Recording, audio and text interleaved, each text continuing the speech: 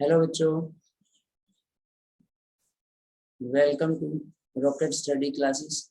आज बेटा हम अपनी क्लास में पढ़ेंगे एनालॉजी का थर्ड पार्ट है ना बेटा। इससे पहले हमने एनालॉजी में दो पार्ट पढ़ लिए हैं, नंबर एनालॉजी और अल्फाबेट एनालॉजी के बारे में आपको बताया था कि इसको हम पूरे का पूरा स्टडी करेंगे जब हम पढ़ेंगे कोडिंग डिकोडिंग। तो कोडिंग डिकोडिंग वाला जो चैप्टर था बच्चे, उसके अंदर हम इस चैप्टर को कंप्लीट स्टडी करेंगे। आज हमारे पास जो थर्ड इसी का मान लो और पढ़ने के लिए सेकंड पार्ट है जो है वो है जीके और जीएस के बेस पर एनालॉजी।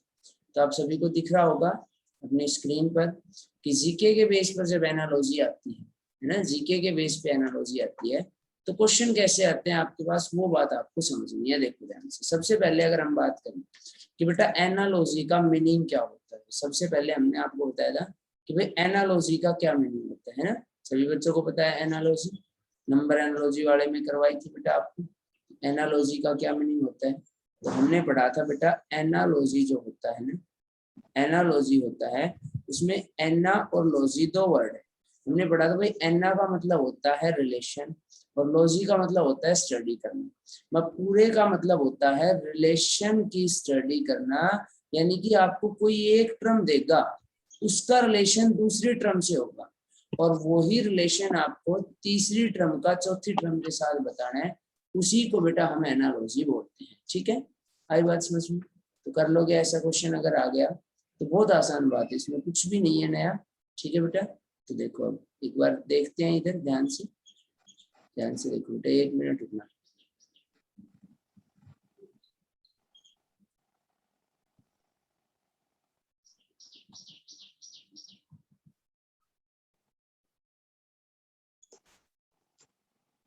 बेटा 1 सेकंड बस अभी करना।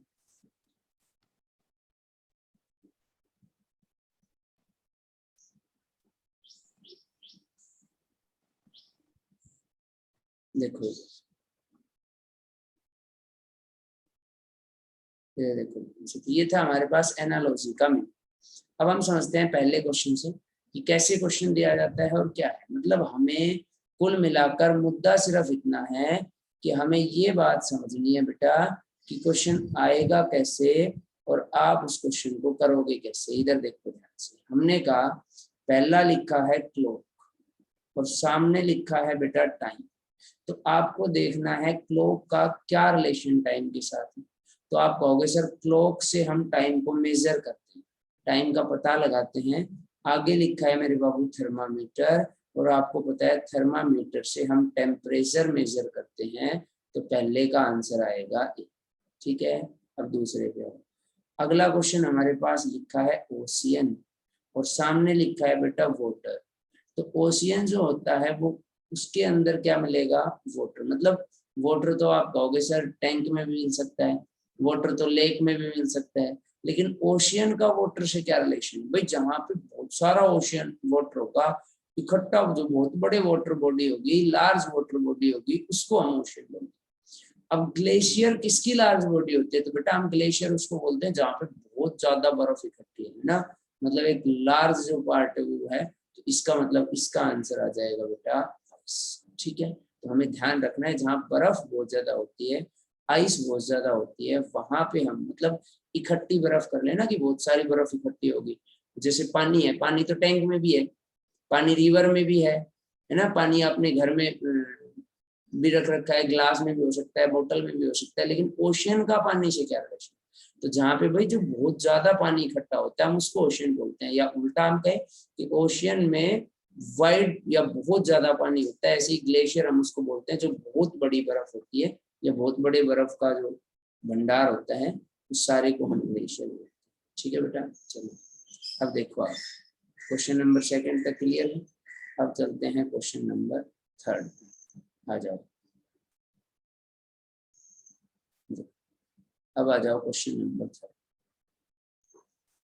थर्ड क्वेश्चन देखो क्या है, wax is related to grease in the same way, wax is related to grease in the same way milk is related to. जैसे भाई वैक्स का रिलेशन है ग्रीस के साथ, वैसे ही आपको बताना है। जैसे क्या कह रहा है, wax is related to grease, तो आपको देखना है किस तरीके से वैक्स का रिलेशन ग्रीस के साथ। किस तरीके से वैक्स का रिलेशन ग्रीस के साथ है, वही तरीके से आपको मिल्क का रिलेशन बताना है। तो आपको पता है कि सर वैक्स का यूज करते हैं हम ग्रीस बनाने में, ठीक है, और मिल्क का यूज करते हैं बेटा हम कर्ड बनाने में, दही बनाने में। या उल्टा आप कह सकते हो कि वैक्स को जमा के, नया देखो, वैक्स को जमा के ग्रीस बनाई जाती है, तो मिल्क को जमा के कर्ड बनाया जाता है, दही बनाया जाता है। सेकंड देखो, accident is related to carefulness, accident is related to carefulness. तो देखो एक्सीडेंट का बच्चे केयरफुलनेस से क्या रिलेशन बनेगा, तो मेरे बच्चे आप कहोगे एक्सीडेंट जो है उसको अवॉइड किया जा सकता है, एक्सीडेंट से बचा जा सकता है अगर हम केयरफुल रहेंगे। क्या कह रहा हूं मैं बेटा, एक्सीडेंट से बचा जा सकता है, एक्सीडेंट को अवॉइड किया जा सकता है अगर हम केयरफुल रहेंगे। वैसे ही डिजीज पूछ रहा है, डिजीज इज रिलेटेड टू, हम कहेंगे डिजीज से कब बचा जा सकता है, जब हम सैनिटेशन रखेंगे, ठीक है बेटा। मतलब हम आराम से एक्सीडेंट से जब बचेंगे, जब हम केयरफुल रहेंगे, सड़क पे चलेंगे तो लेफ्ट साइड में चलेंगे, देख के सड़क क्रॉस करेंगे, ये सारी चीजें। और डिजीज से हम कैसे बचेंगे, जब हम सैनिटाइज रहेंगे, मतलब एक तरीके से आप कह सकते हो हाइजीन रहेंगे, या ध्यान रखेंगे कि हम कोई गलत ना खाएं, कोई जंक फूड ना खाएं, तो हम बच सकते हैं। तीसरा देखो, laugh is related to joy, laugh मतलब हंसना। हम कब हंसते हैं, जब हमें बहुत खुशी मिलती है ना। अब कह रहा है क्राई, हम कब रोते हैं, तो रोते तो सर हम सैड होते हैं तब भी, और रोते तो हम सैड हैं तब भी, लेकिन दोनों में क्या, और पनिशमेंट मिलती है तब भी रोते हैं, लेकिन इन दोनों का रिलेशन देखो क्या रिलेशन। भाई लाफ मतलब हंसी, हंसी कब आएगी, जब खुशी होंगे तो हंसी आएगी। लेकिन जब हमारे पास सिंपल सी बात है, जॉय, जॉय का मतलब क्या है, देखो यहाँ जॉय का मतलब जर्नली हम जॉय जो यूज करेंगे वो इसलिए नहीं है कि हम एकदम खुश हो जाएं। जॉय मतलब जब हम आनंद लेते हैं, जब हम इंजॉय करते हैं, तो हम बहुत हंसेंगे। जैसे हम कोई टीवी सीरियल देख रहे हैं, तो उस टीवी सीरियल को देख के हम इंजॉय कर रहे हैं, तो हम उसको हंस रहे हैं, ठीक है। ऐसे ही हम क्राई, रोना कब आते हैं, जब शहरों मतलब एकदम हमारे साथ, यानी कोई एक बहुत अच्छी घटना हो, अचानक से कोई जोक सुना दे तो हम हंसने लग जाएंगे, और हम कहें कि अचानक से कोई ऐसी घटना हो जाए जिसको आप सहन ना कर सको, तो आप क्राई करने लगोगे, रोने लगोगे, ठीक है बेटा। चलो नेक्स्ट में चलते हैं,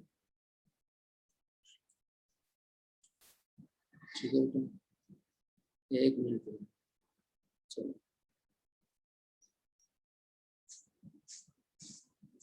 आगे चलते हैं बेटा। देखो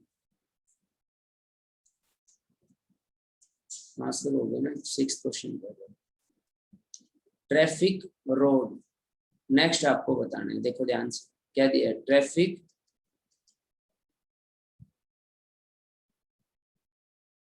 देखो ध्यान से। अब देखो ये एक ही क्वेश्चन हमने 2 बार दिया है, दोनों बार अकॉर्डिंग टू ऑप्शन आंसर होगा, इसीलिए ये क्वेश्चन आपको 2 बार मिला है कि अकॉर्डिंग टू ऑप्शन आप आराम से समझ पाओगे क्वेश्चन कैसे आया। देखो पहला पहला क्या दिया बेटा, ट्रैफिक, और यहाँ पे लिखा है रोड।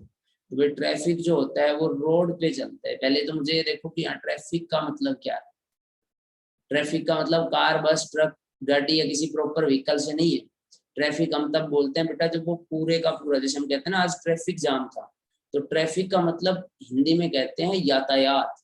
ट्रैफिक को हिंदी में बोलते हैं यातायात, मतलब कि जहाँ पे बहुत सारे साधन इकट्ठे होकर एक सड़क पे जा रहे हैं, मतलब वो एक पूरा काफिला हो गया ना, उसको हम यातायात बोलते हैं। अब यातायात के साधन बस है, ट्रक है, कार है, जीप है, बाइक है, साइकिल है, सब यातायात के साधन, लेकिन उसको हम ट्रक। अब देखो पहला है एरोप्लेन, अब ट्रैफिक रोड पे होता है, अब एरोप्लेन एरोड्रोम में तो नहीं होता। रूट्स जो है वो ट्री में होती है, सही बात है, लेकिन रूट्स ऐसा तो नहीं है, ट्रैफिक तो रोड पे चलता है, एक जगह तो नहीं होता, लेकिन रूट जो है वो तो ट्री की एक जगह होती है। आगे देखो यहाँ पे लिखा है ब्लड और वेन्स, तो हमें पता है कि ब्लड जो है वो वेन्स के अंदर लगातार दौड़ता है। जैसे ट्रैफिक जो है वो सड़क पर चलता है ना, एक जगह से दूसरी जगह, एक जगह से दूसरी जगह कंटिन्यू चेंज होता रहता है, ऐसे ही ब्लड जो है बेटा वो भी वेन्स में कंटिन्यू चेंज होता रहता है। तो इसका आंसर आएगा। अब यही क्वेश्चन दोबारा है, देखो ट्रैफिक रोड, फिर वही बात है सर, ट्रैफिक जो है वो रोड पे दौड़ता है। अब इसमें ब्लड और वेन्स भी है, और इसमें देखो वाटर और रिवर भी है, इसके अंदर वाटर और रिवर भी है, तो हमें पता है, और इसके अंदर शिप और वाटर भी है ना। और इसके अंदर रूट और ट्री भी, तो पहले दो तो गलत ही हो गए, इनको तो छोड़ दें। अब सर ये तो तीनों ही ऐसे आ गए कि भाई ब्लड है वो वेन्स में दौड़ता है, ये भी ठीक है, वाटर है वो रिवर में दौड़ता है, ये भी ठीक है, और सीप है वो वाटर पे दौड़ती है, ये भी ठीक है। तो अब देखो इधर ध्यान से बच्चे, उसमें मजबूरी थी कि ब्लड वेन्स हमें करना पड़ेगा। अब इसमें देखो ट्रैफिक जो है मेरे बच्चे, वो ट्रैफिक रोड पे दौड़ता है, ट्रैफिक दौड़ता है रोड के ऊपर, रोड के अंदर नहीं दौड़ता, रोड के ऊपर दौड़ता है। तो यहाँ पे शिप जो है वो पानी के ऊपर, जैसे ट्रैफिक रोड के ऊपर चलता है, ऐसे बेटा जो शिप है वो पानी के ऊपर चलती है। तो आंसर आ जाएगा इसका शिप। आई बात समझ में? ऐसे ही अगला क्वेश्चन तो सिंपल है, ठीक है। स्कल्पटर स्टेच्यू मतलब जो हम ये कहेंगे कि एक मूर्तिकार होता है, जो हिंदी का इसका प्रॉपर वर्ड मुझे पता नहीं, वो स्टेच्यू बनाता है, मूर्ति बनाता है। ऐसे ही बेटा पोएट जो है वो क्या बनाता है, तो वो वर्ष बनाता है, मतलब लेखन करता है। ठीक है बेटा, चलो नेक्स्ट पे चले।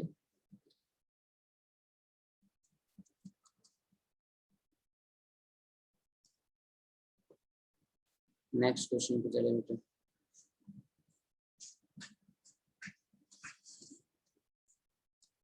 कहाँ तक हो गई? 8 तक, 9 से 9, 10, 11।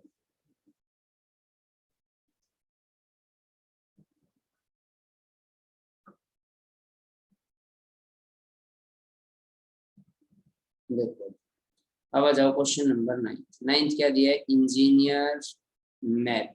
तो आपने देखा कि सर इंजीनियर का मैप से क्या रिलेशन है, तो आप कहोगे सर जो इंजीनियर है ना, तो इंजीनियर मैप बनाता है, मतलब इंजीनियर कोई काम करेगा तो मैप के अकॉर्डिंग काम करेगा। इंजीनियर अगर काम करेगा तो पहले मैप के अकॉर्डिंग काम करेगा कि इधर ये बनेगा, इधर ये बनेगा, पहले ये लगेगा, फिर ये लगेगा, ये इतना ऊंचा होगा। मतलब इंजीनियर वर्क्स ऑन मैप, या इंजीनियर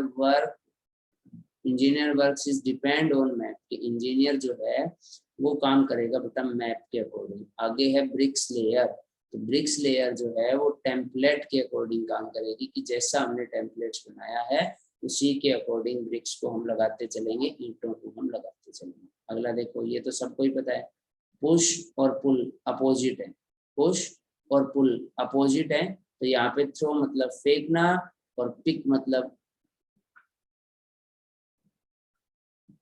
पिक करना, तो दोनों एक दूसरे के अपोजिट है। पुश क्या होता है और पुल क्या होता है? अपोजिट है ना, धकेलना खींचना। तो पुश और पुल अपोजिट है। ऐसे ही थ्रो फेंकना और पिक पकड़ना, है ना। या देखो हो इसमें ये भी आ सकता है दिमाग में, सर कलेक्ट क्यों नहीं? कलेक्ट का मतलब होता है इकट्ठा करना, और थ्रो का मतलब होता है उसको फेंकना। लेकिन ये नहीं कहा कि हमने बिल्कुल उसको दूर दूर फेंक दिया। तो इसके दोनों में जो सबसे ठीक रहेगा वो रहेगा बेटा पिक। अगला देखो फायर ऐश। तो फायर मतलब आग, और आग के बाद क्या बच जाती है? राख। आग जब लगती है तो लास्ट में आग खत्म होने के बाद क्या बच जाती है? राख। आगे लिखा है एक्सप्लोजन। एक्सप्लोजन मतलब बेटा, एक्सप्लोजन मतलब विस्फोट। और जब विस्फोट होता है तो उसके बाद क्या रह जाता है? उसके बाद रह जाता है बेटा डेब्रिस। ध्यान रखना है आपको कि फायर एज जब आग लगती है तो मेरे बच्चे लास्ट में राख बचता है। ऐसे जब एक्सप्लोजन होता है ना, धमाका होता है, तो हमने देखा होगा कि भाई कहीं पे बॉम्ब का धमाका हो गया, फिर गवर्नमेंट ने मलबे से 10 आदमी को निकाला, 20 आदमी को निकाला, या किसी भी भूकंप आ गया, उस भूकंप के कारण एक मकान गिर गया और उसके मलबे के नीचे लोग मिले, तो मलबा मतलब जो होता है डेब्रिस, उसका मतलब जब विस्फोट होगा तो मकान गिर जाएगा, वो गिर जाएगा तो फिर हम उसको कहेंगे मलबा। तो वो मलबा जो होता है उसको इंग्लिश में बोलते हैं डेब्रिस। आई बात समझ में? नेक्स्ट चलो।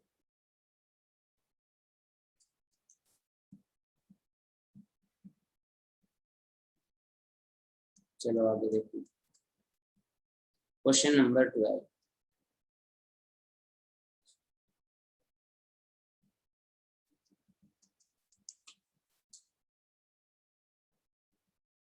देखो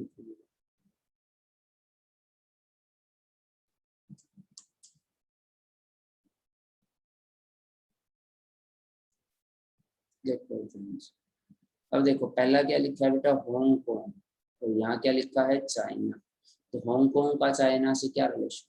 तो भाई हांगकांग पहले तो एक बेटा सबको पता है, पहले तो एक कंट्री था, और अब इस कंट्री को अपने अंडर में ले लिया चाइना। ठीक है, तो हांगकांग जो है वो चाइना के अंडर आता है। ऐसे ही वेटिकन जो है वो रोम के अंडर आता है, तो आंसर आ जाएगा रोम। रोम जो कि इटली की कैपिटल है ना। आपने नाम सुना होगा वेटिकन सिटी, तो वेटिकन सिटी वर्ल्ड का सबसे छोटा कंट्री है, पॉपुलेशन वाइज भी और एरिया वाइज भी वो इस छोटा है, और वो इटली के रोम शहर के अंदर है।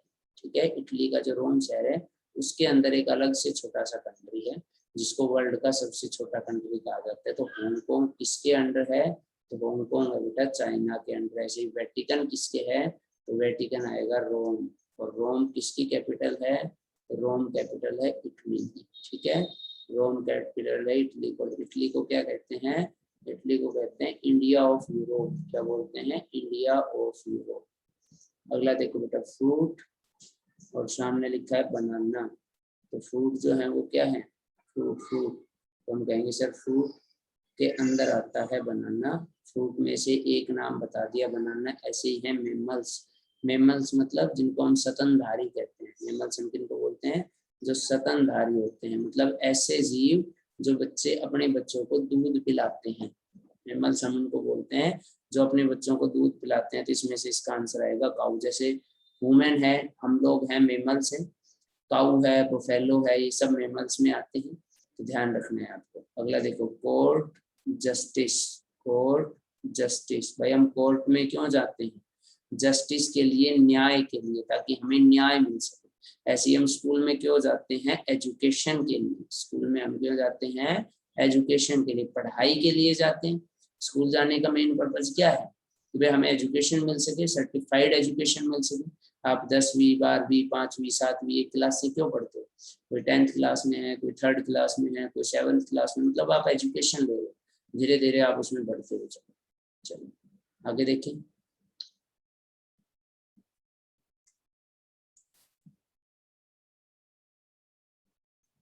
चलो आगे देखते हैं।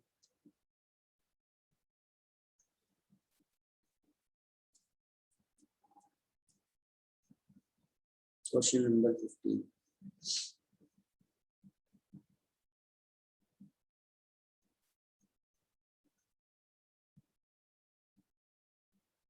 फोर्टीन हो गया ना, 15 देखो ध्यान से बेटा। देखो हमने देखा बेटा यहाँ पे क्या लिखा है फूड, और यहाँ में क्या लिखा है स्टोमक। तो फूड जो है वो स्टोमक के अंदर जाता है, वहां से एनर्जी में चेंज होता है, हमें एनर्जी मिलती है, ग्लूकोज बनता है, जो कुछ भी है। लेकिन फूड जाएगा किसमें, स्टोमक में, तभी तो पूरा शरीर काम करेगा। ऐसे ही फ्यूल किस में जाएगा बेटा, इंजन में। अब वो इंजन चाहे कार का हो, बस का हो, ट्रक का हो, किसी का भी हो, अगर फूड स्टोमक में जाएगा तो फ्यूल किस में जाएगा बेटा, इंजन। आई बात समझ में, ये चीज कर लोगे। ये हमारे पास थे पहले 15 क्वेश्चन एनालॉजी। अब मैं एक बार छोटी सी बात आप लोगों को दोबारा बता रहा हूँ बेटा, ध्यान से समझना। इधर देखो मेरे बच्चे, आपको सिर्फ इतना बात समझना है बच्चे कि एनालॉजी का मीनिंग क्या होता है। एनालॉजी का मीनिंग, तो आप कहोगे सर एनालॉजी का मीनिंग हिंदी में इसको बोलते हैं हम सादृश्यता। हिंदी में क्या बोलते हैं, सादृश्यता।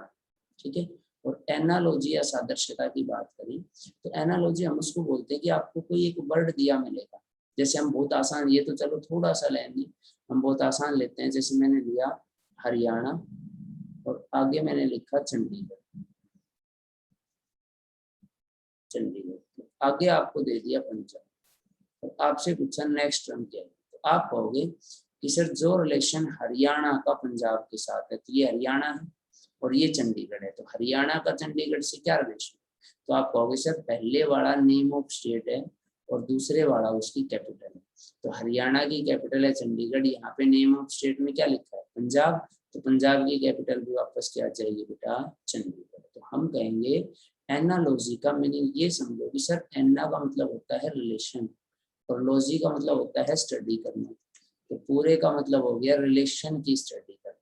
जैसे देखो मैं यहाँ पे लिख दूं बेटा 5 और यहाँ पे लिख दूं बच्चे 25, आगे लिख दूं बच्चा 7, और नेक्स्ट हम आपसे पूछेंगे। पहले तो ये देखो कि इन दोनों का आपस में क्या रिलेशन बनता है। तो आपने कहा सर पहले वाला जो नंबर 5 है, दूसरे वाला उसका स्क्वायर है 25। अब यहाँ पे पहला नंबर 7 है, तो 7 का स्क्वायर कर देंगे 14। ऐसा भी हो सकता था बच्चे कि इसको ये कह देता कि 5 को 5 से मल्टीप्लाई कर दिया तो 7 को 5 से मल्टीप्लाई कर देंगे, ऑप्शन में 35 भी बन सकता है। तो हमें ये बात आराम से ध्यान रखनी है कि उसने क्या तरीका लगाया है और हम इस क्वेश्चन को कैसे सोल्व कर सकते हैं। जिसको एनालॉजी का मीनिंग समझ में आ गया, जिसको एनालॉजी का मतलब समझ में आ गया, वो क्वेश्चन 100% ठीक करेगा। अक्सर जो कुछ भी रिलेशन हो, इधर देखो, कुछ भी रिलेशन हो, ऐसा नहीं है कि यही रिलेशन है, कुछ भी, ये 5 किसी भी तरीके से 25 से रिलेटेड हो सकता है। चाहे 5 को 5 से मल्टीप्लाई करो, चाहे 5 का स्क्वायर कर दो, चाहे 5 में 20 ऐड कर दो, कुछ भी तरीका लगाओ, जो रिलेशन 5 का 25 से है वो ही रिलेशन हमें 7 का नेक्स्ट टर्म से बताना है। इसी को एनालॉजी समझे। एनालॉजी में हमने नंबर एनालॉजी पहले पढ़ ली थी। आज जीके एनालॉजी के हमने 15 क्वेश्चन पढ़े, जो जीके नहीं, जनरली जीएस एनालॉजी से थे, मतलब आपके जनरल साइंस पे डिपेंड करते थे। इसके कुछ क्वेश्चन जीके से रिलेटेड है, उनको भी हम एक बार देखेंगे कि कैसे कैसे उनसे क्या क्या क्वेश्चन। ठीक है बेटा, चलो यहाँ तक की बात सभी को क्लियर है बेटा, यहाँ तक कर लेना, नेक्स्ट करेंगे फिर अगले क्लास में। ओके बेटा,